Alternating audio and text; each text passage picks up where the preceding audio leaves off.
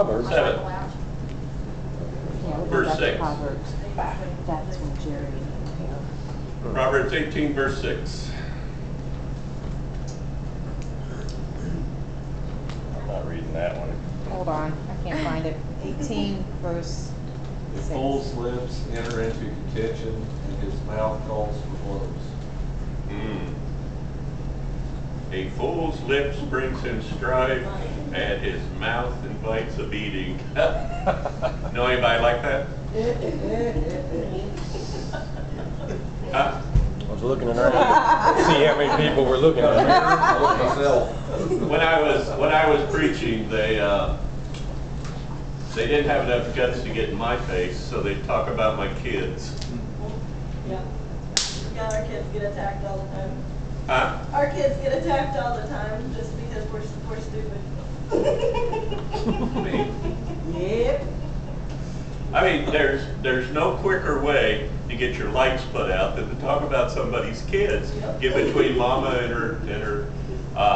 We got a new pup at the house, and the cat just had kittens, and the pup got a little curious about the kittens. The pup's hiding under the porch. Now, normally, the pup and the cats are out there rolling around having a good time. Mom has a batch of kittens, and the pup needs to stay away. You know, the world's full of idiots, and a lot of them come this close on a regular basis of getting a beating. Anybody been there? Every day. Bonnie says, yeah, I've been there. Yes, sir. Yes, sir. You know, most of the time, it's not some stranger. Right. That's the weird part. Most of the time, it's somebody that you ought to be able to get along with. It's supposed to love you. Huh? It's supposed to love you. Okay, 7. Fool's mouth is his underdoing, and his lips are the snare of his soul. A fool's mouth is his undoing, and his lips are a snare to his soul. Let's turn over to James.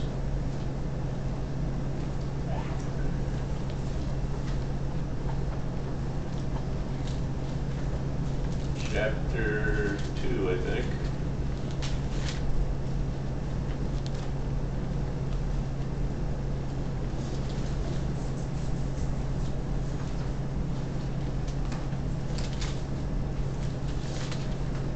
Page 2248. Really? You can't find James? Perhaps if you'd read your Bible on a regular basis, Maybe. you'd know where James is You're at. trying to look and see where she's finding that so you can find Apparently it. they don't have Bibles at the boogie. Can I beat him, please? You just read a verse that said Go ahead, swallow Chapter it. 3. Just saying. Chapter 3. Not many of you should presume to be teachers or brothers, because you know that we who teach will be judged more strictly.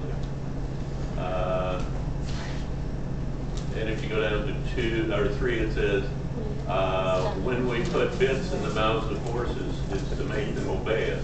What's a bit do in a horse's mouth? Makes them obey. That It way presses down on their tongue when you pull back on I sold my it, back yesterday. and it gets their attention. What's the point he's trying to make here? If you can control the tongue, you can control the animal.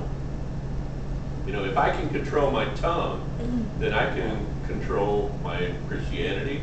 I have self-control. Where do most sins start? In the mouth. What? Mouth. In the mouth. How many of the 10 Commandments are violated by this tongue?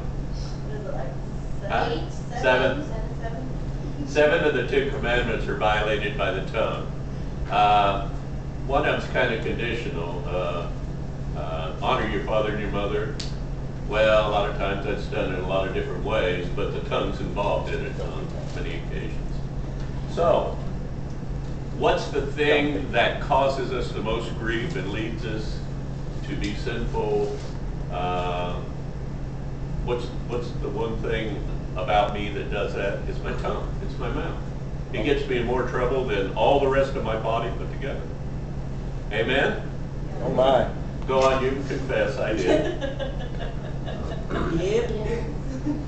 And it goes on to say, the tongue is like a raging fire. It's a spark that starts a raging fire. And then the next Proverbs, the next verse is about gossip. Kind of leads us right into that. So somebody read the next verse.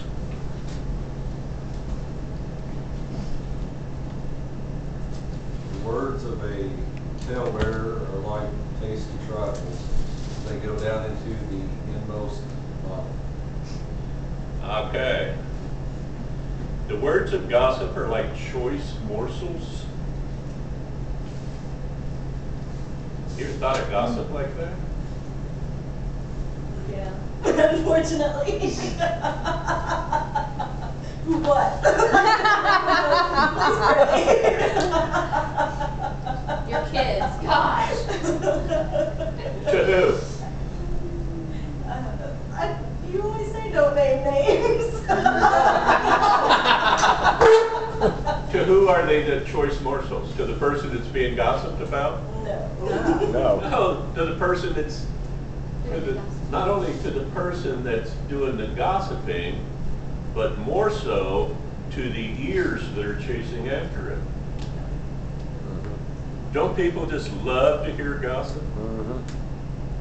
Which would you rather hear, the truth or the gossip? Gossip.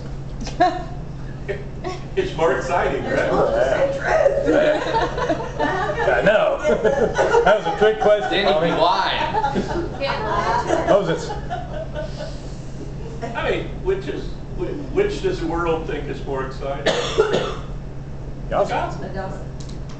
I forget which president it was, but they were, the news media was, we were having an election, and they were hoping that the previous guy would not get reelected because his opponent would be better news. The other guy was boring. I mean, I think it was the first Bush. I think that's who it was. But, you know, him and his wife, his wife went to Penny's to buy her clothes. Yeah, that's who it was. It was the first Bush. His wife went to Penny's to buy her clothes. She wasn't extravagant. They didn't go out for big meals. There wasn't any news. There wasn't any gossip. There wasn't really anything that he did that made good news. But if Clinton got it, that was going to be, it turned out to be exactly what they wanted. Because that's what the world chases after. Why do people gossip about another person? Have you ever noticed? Lift themselves up. Yeah. Make themselves feel better about themselves. Yeah, there you go. There you go. When you listen to somebody complain about someone else, more times than not, the thing about that other person that aggravates them the most is the thing about them they try to hide. Do you ever notice that?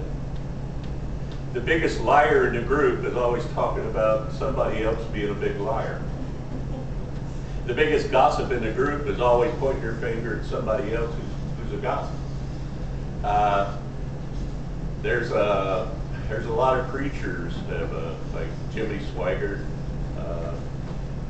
preached a real moral sermon and was against prostitution, was against all this gays, was against all this stuff, and then he gets caught riding around in a limousine with sunglasses on and a big Western hat, and guess what he was doing? Praying. Praying. Yeah, he was trying to lead people to Christ. A lot of times when we're turned down another person, it's because they're a mirror that's showing me what I'm really trying to hide. And so if I can tear them down to my level, then I don't have to raise me up to their level. It's a whole lot easier to pull you down than for me to pull me up. That's a lot of work there. But I can pull you down very easily. All I got to do is lie about it. I've been to more back rallies. Okay, jump on me. Any comments? Oh, no. They're better ones. There's ones that aren't that bad. All right, 9. He who is slothful in his work is a brother to him who is a great destroyer. If you're slothful in your work, what's being destroyed? Does slothful mean like laziness? Lazy. Okay. Trying to get out of doing something, hiding from the boss. Hey, John? You've seen that commercial, I do commercial. Where they're playing ping pong in the dentist. I love that commercial. Yeah, that's good. The only one they've ever done better was the words can hurt you. Yeah. Yeah. I laugh every time I see that one still. That's so funny. That's my favorite. I'm a loner. Words can hurt you. Wow. Loners have to be alone. There you go. And of course, I've said words can hurt you for years, so Western I was commercial. kind of into it. Cowboys. Now, is it still considered being slothful if you tell your boss that words leave can you alone while you hurt take you. a nap? I'm sorry, say again. Sunset noon at the end. Is it still considered being slothful if you tell your boss to leave you alone while you take a nap? Yes. Yeah, I think that would be a good example. That was I'm the only one getting that. Unless it's on your lunch hour. Well, he does that all day. Okay, who's the one that's I've getting already heard their of lunch it. slow? I picked it up yesterday. I don't know if you want it or Well, The guy I work for. yeah. not. But then you get a bad name to yourself for being lazy too. We don't. Well, you're taken from your employer. Actually, it's stealing, isn't it? It's Yeah. embezzlement. If I tell him, I'll give you 8 hours work for 8 hours pay, and then I give him 4, I've stolen 4 hours paid from him. Haven't I?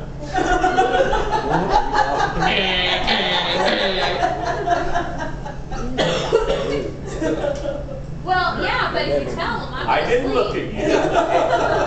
I looked at Matt. Hey, I'm having a private discussion over here Yeah, I noticed. Lazy, not about number 8. Sorry. Great.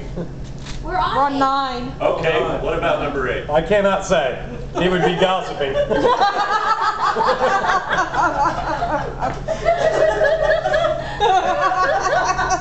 She led me into a conversation while I was trying to listen to you, and it's like bees flying around your head.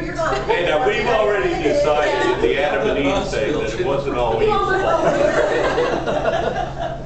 fault. Okay, you have my full, whatever that's called. Yeah, that's what she said. Yeah, let's go up one more. All about the lies. Okay, let's go. So, who gets hurt? The boss. And what if the profit margin goes down? It's your The fault. whole company. And then what if they have to downsize? Who gets hurt? John. It comes back on you. You know, it all comes back to get me in the end. If I'm a good employee, God will bless that, and I will get promoted. I'll get a pay raise. I'll get a bonus. If I try to get away with anything I can, Excuse me? if I try to get away with anything I can, it hurts the company. It hurts the bottom line. It hurts the profit margin. They have to downsize. And if there is poetic justice, it'll be me that gets removed. You know, all things are looked over by God. A lot of times we think, well, that's the world, and this is church. No. All authority in the world is established by God. Now, a lot of people abuse it. Hitler abused it. Mussolini abused it. Stalin abused it. And they took that authority and they just flat out abused it. But that didn't mean the authority wasn't good. It just means that the person used it for their own benefit rather than for God's benefit. Okay, so the bottom line is I'm the one that's going to get hurt in the end, because I remember I used to play softball on 3 teams. My poor wife had to go to all the games. But I was playing with these guys from Delco Remy in Anderson, and they were on second shift. And they never missed a ball game.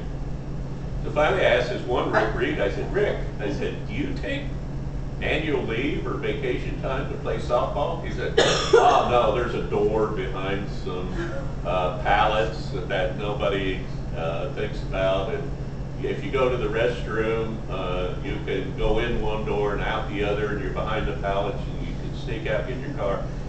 And he played softball all summer long while he was on the clock at Delco Remy.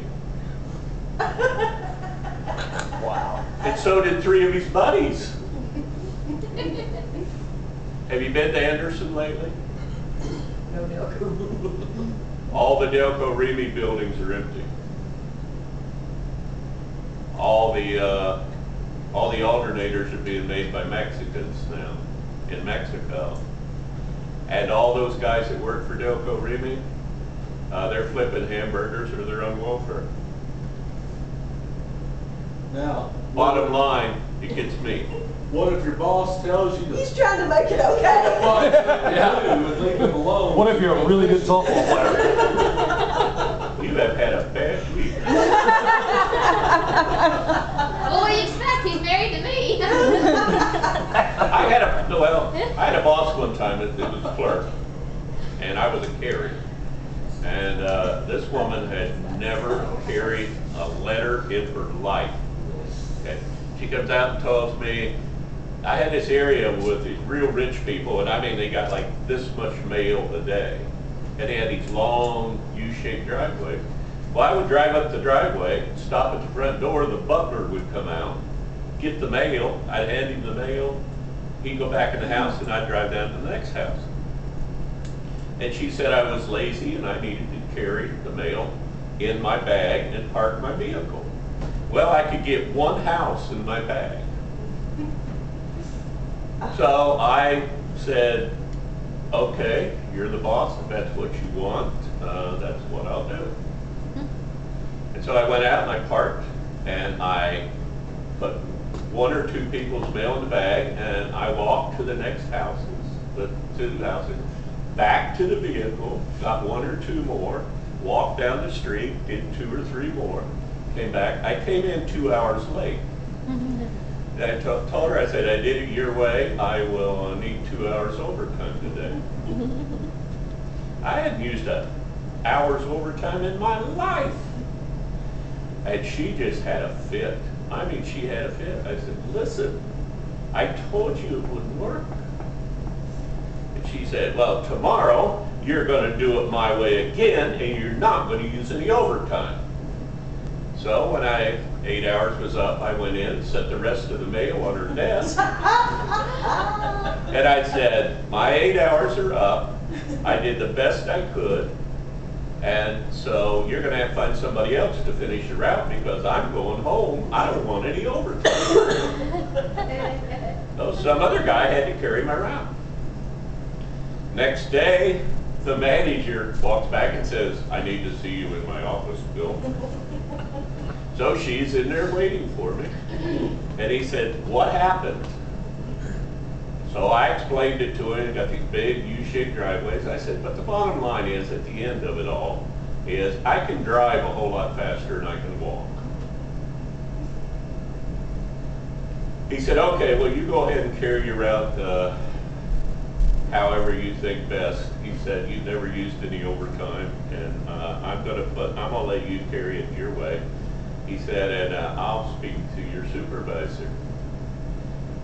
It ended up, I was a postmaster in the end, and she got fired for falsifying time documents on some of her friends, and God took care of me. God took care of me. You know, you can't ever lose by doing the moral thing. You can't ever lose by doing the right thing. It may look like it at the moment. You may have a horrible boss, and she was a horrible boss, but I ended up getting promoted 6 or 7 times, and I think my work ethic had something to do with it, and she ended up unemployed and losing her pension and having to pay a pretty steep fine. Who won in the end? The morality or the dishonesty? I learned a lesson. You know, I learned right then and there that God takes care of his kids. And even though I may disagree with this person, and you would think the manager of that office would side with his supervisor before he would side with one of his carriers, but he just absolutely believed me and everything I said, told me to carry my route the best way I could carry it, and whatever happened to her when the door was closed, I'm not sure. But I know whatever happened to me was a blessing from then on. I was honest about it. I did the best I could. I followed instructions to the T. And I enjoyed it a little too much.